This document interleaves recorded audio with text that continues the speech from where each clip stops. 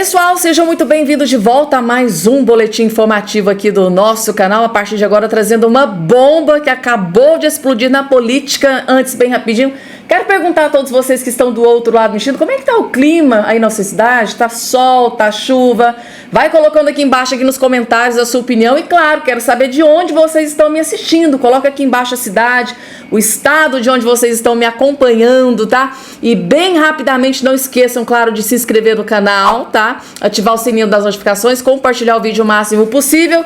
E sem mais delongas, vamos direto aqui para as principais notícias de hoje da política nacional e internacional. Fica aí com as informações. Muito tempo, talvez, eu diria, nós temos alguns motivos para celebrar e alimentar, acima de tudo, a esperança. Antes de chegar, então, em Donald Trump, que é o motivo para isso, vamos falar de guerra cultural, né? Eu sempre abro falando disso como de praxe. Eu confesso a vocês que eu não estou acompanhando em detalhes essa treta, mas só de ver os nomes envolvidos, eu não tenho a menor sombra de dúvidas. Eu posso fazer até que nem o alemão lá, sendo que ele se deu mal, né? Ele disse que o Trump não ia ganhar e que se ganhasse, ele, enfim, colocava o brioco na reta, digamos assim. Eu não vou chegar a tanto, mas eu tenho certeza absoluta que o Thiago Leifert está certo, porque o Bruno Gagliasso está sempre errado. E olha, o Thiago, o outro, o irmão do Bruno, é testemunha. Sempre que eu falo com ele, eu falo bastante, eu sempre digo, cara, não briga com o teu irmão, não. O cara tem a visão romântica de mundo, estética, não sei o quê. É um bobalhão, mas não vale a pena ficar brigando em família, né? Só que eu sei que é difícil controlar quando tem um irmão desses, né? Porque o Bruno Gagliasso não é só lacrador. É, como disse o próprio Thiago Leifert, cancelador geral da República. Essa turma que fez a escolinha da Paula Lavigne é uma turma muito autoritária. Eles querem sair degolando cabeça, cancelando todo mundo que não dança de acordo com a música deles, né? Então o Thiago Leifert deve ter falado alguma coisa com propriedade, que a lacrosfera não gostou, e como chacais e hienas, eles partem para cima. Então, força aí, Thiago. O segredo é ser incancelável. Não pode nunca recuar, jamais pedir desculpas ou tentar ficar bem com essa patotinha, por mais que isso represente, sim, custos, riscos profissionais. A gente sabe que eles são influentes, poderosos dentro dessa bolha. Mas olha, descubra o mundo fora da bolha, que ele é magnífico, ele é imenso. A gente vai ver quando falar dos Estados Unidos, né? E você se liberta dessa gente ridícula, patética, como Bruno Gagliasso. Pois bem, por falar nisso, né, em gente patética e demoníaca até, né? Porque, no fundo, é uma revolta contra Deus, contra tudo que é sagrado e eterno. Olha aí o Brasil no eixo do mal para valer, né? Itamaraty de Lula lidera lobby pró-aborto na ONU com radicalismo inédito. Reportagem excelente do Leonardo Desideri na Gazeta do Povo. Tinha que ser, né, o melhor jornal do Brasil e um jornal que mergulha de cabeça nessa questão de valores morais, religiosos, de costumes, acima de tudo a pauta contra o aborto. Então, ótima reportagem, recomendo a todos, mas tem aqui um bom resumo. Em conversas privadas entre diplomatas da ONU, representantes de alguns membros do G7, especialmente de nações em desenvolvimento asiáticas e africanas, G77, entra qualquer lixo aí, né? Expressaram surpresa e decepção com a postura recente do Itamaraty de Lula. Tradicionalmente reconhecido como um modelo de diplomacia avessa a confrontos, o Brasil tem adotado nas últimas reuniões uma atitude ideológica polarizadora nas discussões do documento sobre família. O lobby pró-aborto, comandado pela missão brasileira, tem o apoio de algumas nações do bloco latino-americano, como o México. Em síntese, colocaram uma espécie de Bruno Gagliasso para ser o nosso representante do Itamaraty na ONU. É mais ou menos isso. E está assustando, né, a turma, porque é uma pauta totalmente desconectada da realidade do povo, né, e até mesmo de países emergentes. Falar em alguns países africanos sobre pautas fofinhas, wokes, da Vila Madalena e do Leblon, não é algo que combine. Eu sei que a turma do Leblon, do Projaquistão, acha que fala em nome, por exemplo, dos negros da África, mas se eles ao menos conhecessem os países africanos e suas culturas, né? Eu sempre trago à tona esse filme, né, do O Deus da Carnificina, do Polanski, porque realmente a personagem da Jodie Foster, ela encarna com perfeição esse tipinho, assim, tipo Bruno Gagliasso e companhia, né? A moça tinha até um livro sobre as crianças africanas e nunca tinha pisado na África, não fazia ideia de como eles resolviam questões como aquela que ela estava ali tentando resolver, achando que tudo se resume a um chá das 5, né? Com muito diálogo e tolerância. Pois bem, infelizmente, na questão da guerra cultural, o aspecto da judeofobia segue em alta. Olha, eu vou falar com vocês uma coisa com muita sinceridade. Se eu sou judeu hoje na Europa, mas eu estou considerando assim, com toda certeza, eu estou considerando picar a mula. Por muito menos, né? Eu piquei a mula do Brasil há 10 anos atrás, quando a Dilma foi reeleita. Eu falei, chega, não aguento isso. E tá ficando ruim para mim. Minha filha escuta um professor marxista na escola privada falar mal de mim, porque eu tinha um livro Privatize Já. Então, basta. E na Europa, o ambiente está ficando muito hostil para judeu. A judeofobia, que eu prefiro do que antissemitismo, é o nome do meu livro mais recente, a judeofobia está escalonando de uma forma bizarra. E ontem eu estava lá no meu poker com meus amigos, né? E quando eu vi essa notícia, me abalou profundamente, né? Eu comecei a receber algumas imagens e é um negócio abjeto, né? Abjeto. Amsterdã tomada por muçulmanos, e é impressionante como quase toda a imprensa se recusa a mencionar a palavra Islã. Eles não falam de Islã, porque senão é islamofobia, mas são sempre os praticantes daquela religião da paz, né? Que tinha lá o profeta pedófilo, guerreiro, enfim. Torcedores israelenses ficam feridos após ataques vinculados a antissemitismo em Amsterdã. Pelo menos o Estadão mencionou que são ataques vinculados. Menos mal, porque olha o New York Times. Violence tied to soccer game. Tied to soccer game. Então, a violência foi ligada ao jogo de futebol. Prompt dozens of arrests in Amsterdã. Como se não tivesse tido uma operação de resgate de Israel para proteger e salvar a vida daqueles indivíduos que estavam sendo alvos de ataque terrorista. A polícia disse que 57 pessoas foram presas, né, pela violência ligada ao jogo. Não, pelos ataques terroristas praticados por árabes, islâmicos, muçulmanos. Eu peço desculpas a vocês, mas o que os olhos não veem, o coração não sente, dizem. E o coração precisa sentir, porque a gente precisa saber que está lidando com uma onda de antissemitismo, um recrudescimento da judeofobia sem paralelos na história desde o Holocausto. Então, se a gente não tiver ciente, ferrou. É que a polícia? Oi,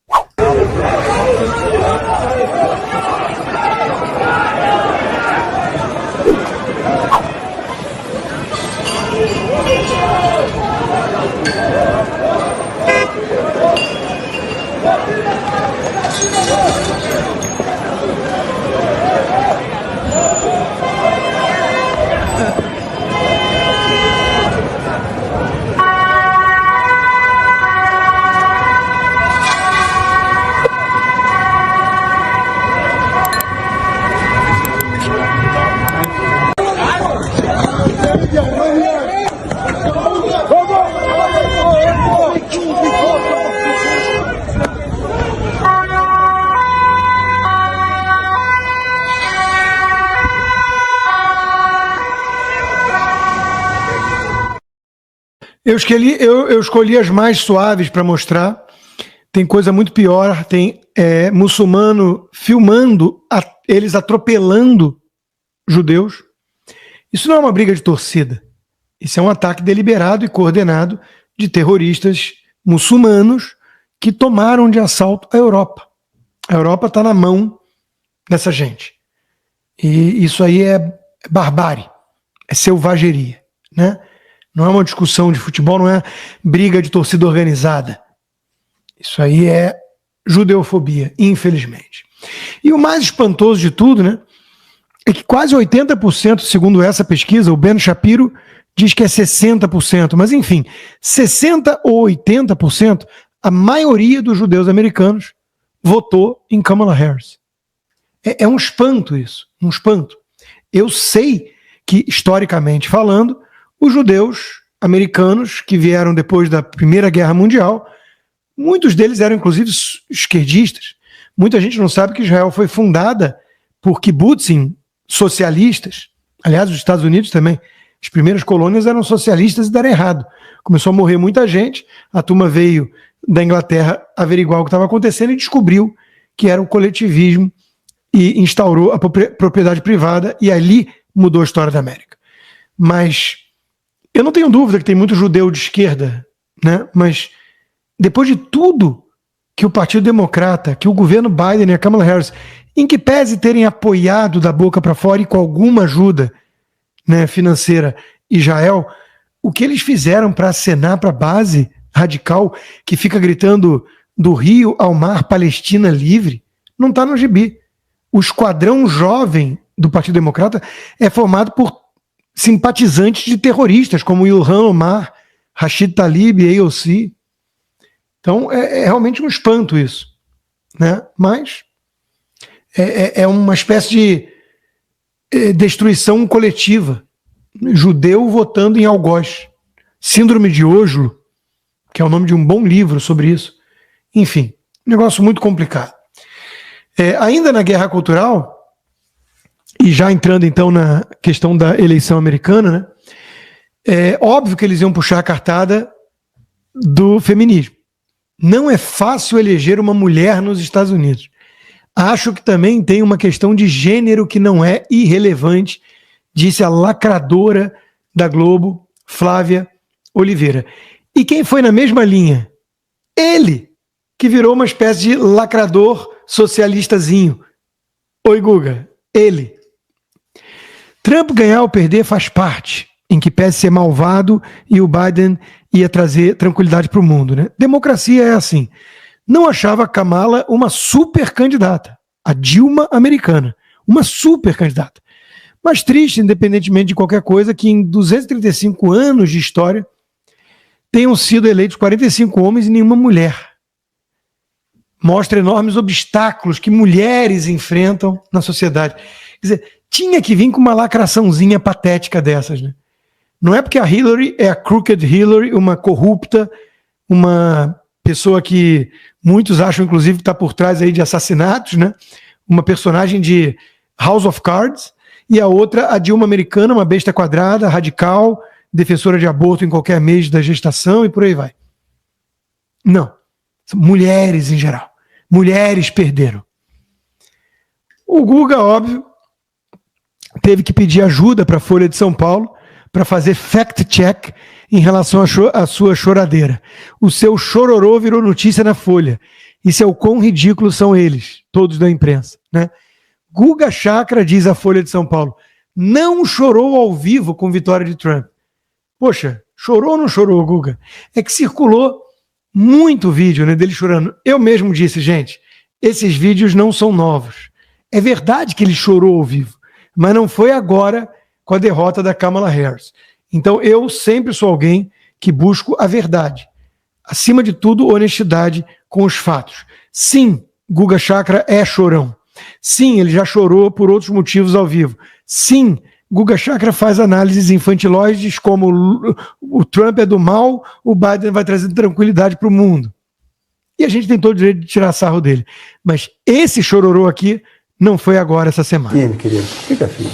O negócio vai melhorar, não pode ser piorar. O Caio, você... Guga, meus sentimentos pelo luto da Kamala Harris, que com certeza você Apoiou. Bom, falando nisso, né, vamos separar agora uma análise mais séria aqui por gênero. Olha só o que aconteceu.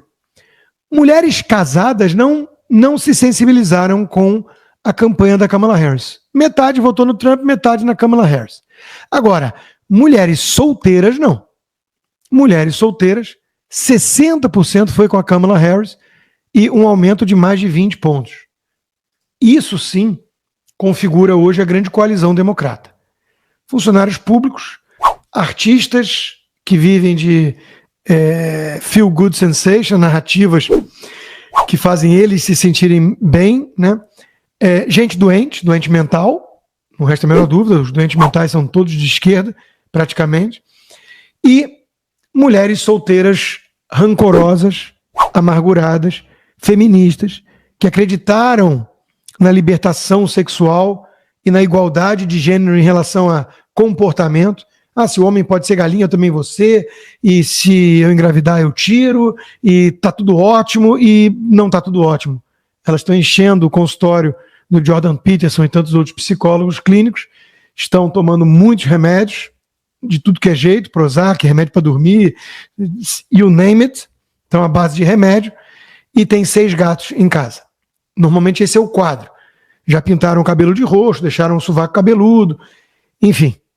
E são os algoritmos do Facebook e do Instagram, né? São elas os algoritmos.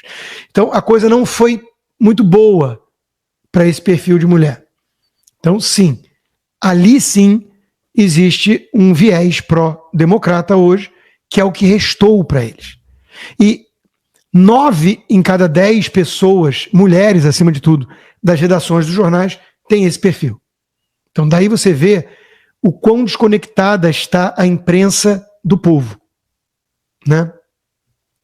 Basta ver que essa turma odeia mulheres casadas, aliás, odeia o casamento, odeia homem gentil, cavalheiro, provedor, protetor. Esses são terríveis, né? Representam a masculinidade tóxica, cruzes. Então, a lacração foi sim o grande fator de derrota para os democratas, ao contrário do que pensa a Flávia Oliveira do Globo, como vamos ver na análise dela já já. Olha só, a coisa está tão contrária à onda esquerdista, né, woke, que até a Califórnia, gente, a Califórnia é a República Soviética da Califórnia. É a capital nacional da ideologia woke nos Estados Unidos. A Califórnia voltou atrás e tornou aqueles roubos e furtos abaixo de $950 crimes novamente. Eles tinham se transformado em misdemeanor, que o sujeito não tem uma punição na prática. O governador ficou revoltado, tentou mudar, falou, vai ter uma política de encarceramento em massa. Aí 70% do povo olhou e falou assim, mas não é para prender bandido? Eu achei que fosse para prender quem entra numa loja e promove saque. Não? É para ajudar a embalar o produto? É mais ou menos isso que vinha acontecendo na Califórnia. A turma não gostou. Aqui nos Estados Unidos a gente vota, os ballots têm 4 páginas, 5 páginas. Né? A gente vota em várias coisas. Por exemplo, na Flórida, votamos em questão de aborto e maconha. Ambos perderam. O estado da Flórida é um estado consolidado, conservador hoje em dia. O estado da Flórida não quis saber de legalizar maconha e nem aborto. O próprio governador Ron DeSantis fez uma campanha muito propositiva nesse sentido e se orgulhou do resultado. Miami-Dade, que é tipo assim a Vila Madalena da Flórida, né? Miami-Dade, eu estou num condado também bem esquerdinha, que é o Broward, né? Mas Miami-Dade deu 65% de voto para Hillary Clinton, 55% para o Joe Biden e 45% para Kamala Harris. A virada republicana é total. É um estado conservador hoje. Então, a onda que a gente está vendo nos Estados Unidos é uma onda conservadora. Até em New Jersey, terra do Bon Jovi, que é um lacrador de marca maior, em que pese e marcas da juventude ficam, né? Eu sempre fui fãzaço do Bon Jovi. Eu conheço Bon Jovi antes de os brasileiros, na média, ouvirem falar dele. Tanto que no Brasil todo mundo fala Bon Jovi. E nem tá errado, porque ele é descendente de italiano como eu, né? Mas eu também não falo Rodrigo Constantino. é Rodrigo Constantino e ele é Bon Jovi, americano Bon Jovi. Mas o Bon Jovi é um lacrador de marca maior, se encontrou com a Kamala Harris e tudo, e New Jersey fechou muito o gap. New Jersey está quase virando republicano. Então, meus amigos, é um negócio impressionante o que está acontecendo aqui nos Estados Unidos. A turma não está gostando dos resultados das políticas esquerdistas. E aqui vem o ponto principal. O governo Trump fez uma campanha inteligente, estratégica e moderada de falar sobre questões do dia a dia. Criminalidade em alta, fronteira escancarada com imigrante ilegal entrando, inflação corroendo o poder de compra da moeda. Você está melhor hoje com Biden-Harris ou estava melhor com o meu governo? E a confusão geopolítica que o Guga Chakra, prometeu que o mundo ia ficar com muita tranquilidade com Biden e foi o contrário. Então o Trump explorou isso. E a campanha da Kamala Harris repetiu que o Trump é malvado, mais ou menos contratou um marqueteiro tipo o Guga Chakra. Aí deu nisso, né? O Trump é malvado, nazista, feio, desrespeitoso com as mulheres e quer banir aborto no país inteiro, que é mentira. E ele soube explorar bem e criar um mecanismo de defesa em relação a esse ponto mais frágil do aborto para os conservadores republicanos. Ele soube neutralizar e aí forçou o Partido Democrata a dobrar a aposta e all-in. Então o Partido Democrata na sua campanha mostrou um caminhão de aborto no DNC, no Diretório Nacional. Um caminhão de aborto. Digamos que mulheres moderadas olharam e falaram, não gostei disso não. Tudo bem, uma coisa é, poxa, a mulher foi estuprada, eu acho que ela tem que poder tirar, eu acho que estão banalizando o aborto, eu não gosto da linguagem meio religiosa, exagerada de alguns conservadores. Vai lá, uma mulher média, soccer mom, que não liga muito para política nem religião, digamos assim. Mas quando ela vê a Kamala Harris e a campanha democrata enaltecendo, venham, é um orgulho fazer aborto em qualquer época da gestação. Opa, acho que foi longe demais esse troço, hein? Esse trem aí descarrilhou. E é mais ou menos isso que aconteceu. Então não deu certo. Tem a ver sim com a lacração e com a falta de contato com a realidade. Alguns democratas estão admitindo. Hoje a gente está vendo uma grande divisão no Partido Democrata. Metade ou mais está em fase de negação. Não foi nada disso. O que aconteceu é que o americano é burro, antidemocrata e nazista.